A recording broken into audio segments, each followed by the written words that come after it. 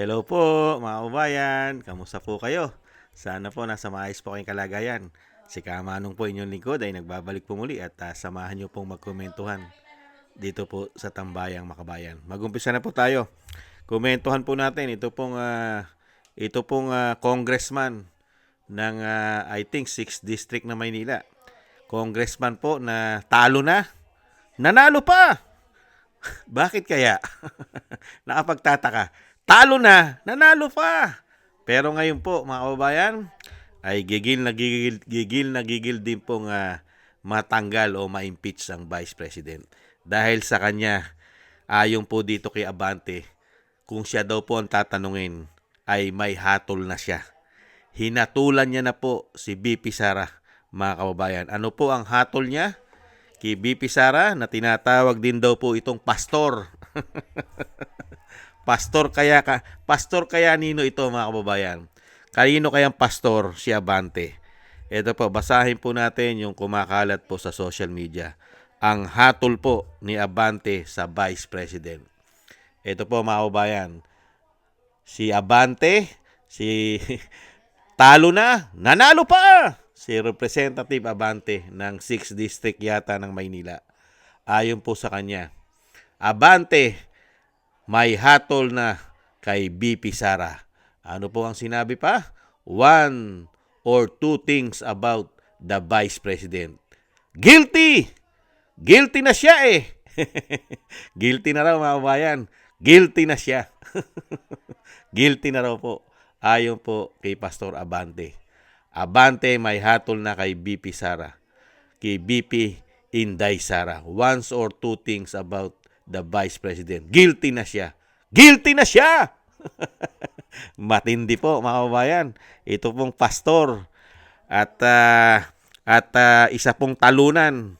Biglang nanalo. Kaya tayo bilib na bilib sa Comelec na si George Garcia. Talo na, nanalo pa. Sinuka na ng 6th District. Talunan! Bigla pong nanalo pa. Dahil sa Comelec, unbelievable. Pakinggan po natin, mga kabayan, ang sinasabi niya. Ito po, pakinggan po natin siya ulit. Ah, alam mo, sa totoo lang, hindi na kinakailangan pang sa akin, no? Lahat pag-usapan niya sapagkat one or two things about the Vice President, guilty na siya. Guilty na siya. I think that what the prosecution team has actually said is enough to impeach the Vice President. Now, syempre, hindi ba napag-uusapan ng salin eh. Yung threat lang na ibinigay ng Vice President is already enough. And that is betrayal of public trust na yan eh. Alam mo, sa totoo lang hindi na kinakailangan pang sa akin, no? Lahat pag-usapan niya sapagkat one or two. Hindi na raw po kailangan pag-usapan lahat, mga kabayan, dahil nga one or two, tapos na. Guilty na. Ayon po kay Abante. Ayon po kay Abante, mga kabayan. Guilty na raw po ang Vice President. Sino po ba nag-i-impeach sa Vice President? Hindi naman po taong bayan na nag-i-impeach kay Vice President eh. Ang nag-i-impeach po kay Vice President ay nahandyan po sa sinasabi po ni Congressman Barsaga. Ayon po kay Kiko Barsaga, nahandyan po ang nag-i-impeach sa Vice President. Nahandyan po sa Crocodile Farm. Mga crocs. Hindi po ba? Hindi naman po taong bayan na nag-i-impeach sa Vice President eh. Mga buhaya daw po ang nag-i-impeach sa Vice President. Dahil itong mga buhaya na ito, sinusukan na po ito ng taong bayan, di umano. Kung yun nga mismo na tinatawag na pastor, hindi po natin malaman kung kanino siya nagpapastor, mga kababayan. Siya na mismo, sinuka na siya sa Maynila. Talunan! Sa 6th District yata yan ng Maynila. Talunan! Pero biglang nanalo. Nakita nyo po. Tapos ngayon, kay kapal-kapal po ng pagmumuka para hatulan po ang Vice President. Samantalang sila dyan sa crocodile farm na tinatawag ni Kiko Barsaga. Itong mga crocs na ito, di umano, ay isang damukal po ang kinasasangkutang issue niyan. Katulad po ni Abante. Si Abante po ay naharap din po sa issue ayon mismo sa mga ex-bodyguard ni Saldico, ex-marine, ex-soldiers. Kasama po siya sa Maleta Boys. Maleta Gang. Ito daw pong si Abante, ayon po sa mga soldiers. At ayon din po sa Cabral Files, ayon po kay Congressman Libiste, na ngayon po'y ginigipit din. Si Abante ay kasama rin sa napakalaking nakuhang allocables, insertion, flood control sa kanyang distrito.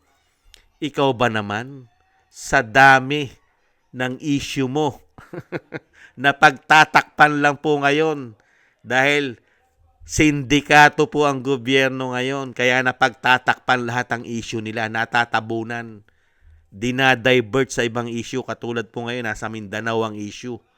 Mga kababayan, nagmamalaki ngayon yung nag-grade daw po na hindi raw po bato ang nahuli, bakal daw ang nahuli.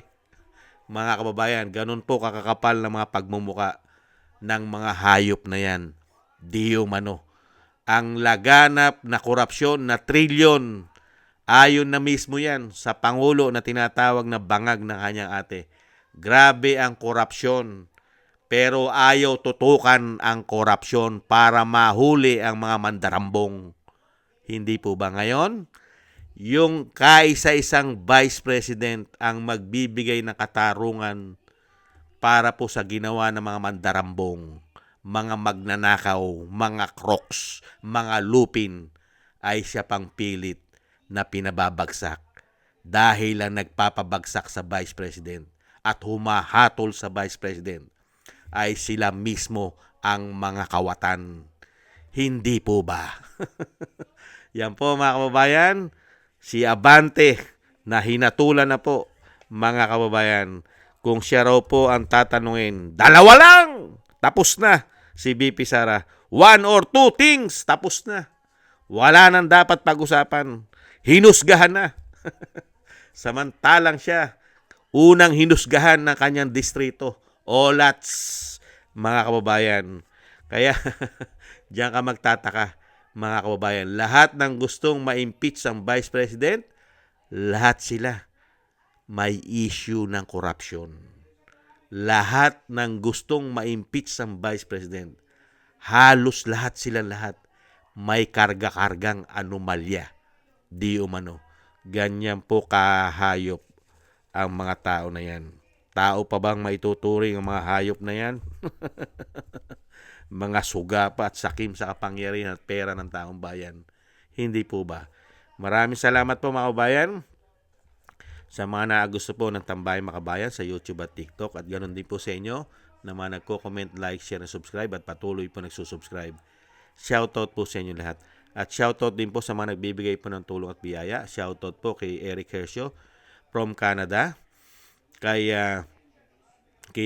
Kingston from Hong Kong, Jake Yahut from Maisog, California, USA, Gina Ray from Berlin, Germany, Julieta Silona from Sydney, Australia, Baby Roman Ate Isa from Cagayan Valley, Jem Aris from United Arab Emirates, Jovelyn Watanabe from Japan, ako si Pilam, Ani Jo, Chudorico Erguisa Jr., Arpel Villacorta, Wills Bubbles,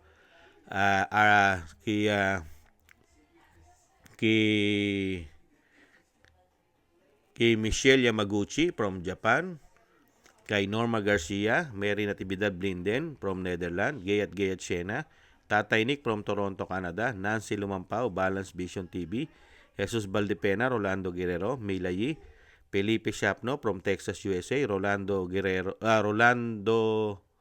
Timbol na from Alberta, Canada, Ma'am LB Sermani from North Miami, Florida, USA, Miss Melchorita Espinosa from Orlando, Florida, USA, Arthur Estraniero from USA, Randy Crispino from Pasig, Mika Ligaspi, Tessie Mantilla from Kuwait, Frank Zamora from California, USA, Romulo Di Binagracia from Bacolod City. Thank you po sa inyo lahat. Shoutout po. Ingat-ingat po kayo sa inyo po mga paggawa.